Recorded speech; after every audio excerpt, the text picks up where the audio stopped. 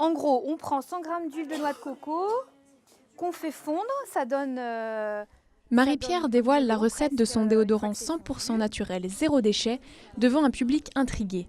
Pourtant, loin d'être représentante de profession, cette surveillante dans un collège anime volontiers et bénévolement cet atelier beauté. On a découvert il y a quelques années que la présence d'aluminium dans les déodorants était assez nocive.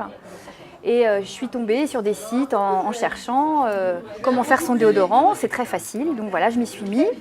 Et donc ça fait 3 ans que je fais ça. J'ai proposé de faire cet atelier et de transmettre autour de moi ce petit geste quotidien qui rend heureux en fait, parce qu'on a l'impression qu'on maîtrise un peu non seulement notre beauté, notre santé et aussi c'est moins de déchets, on sait ce qu'on met dedans.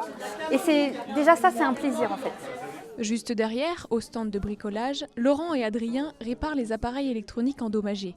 À gauche, Claudine et Muriel rafistolent les vêtements abîmés.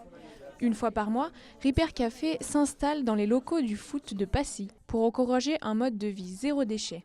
Ici, tout le monde peut venir faire réparer son sèche-cheveux ou son pull troué. On a monté le Repair Café pour avoir ces 2 ateliers déjà, réparation électrique et couture. Et la vocation de ce Repair Café, c'est aussi de permettre aux gens de découvrir des façons de créer, par exemple, eux-mêmes des produits, enfin de fabriquer eux-mêmes des produits ménagers, des produits de beauté, pour éviter en effet d'acheter et d'avoir du déchet à la fin, quoi. La petite nouveauté du jour, c'est le stand de Catherine. Elle explique comment fabriquer du film alimentaire réutilisable à base de cire d'abeille. Une méthode simple et écologique. Danielle est très attentive, c'est la première fois qu'elle vient au Repair Café. Là, j'apprends plein de choses. Puis des gens hyper sympas. C'est plein de bonnes choses, quoi. J'ai appris à faire un produit magique, un déodorant.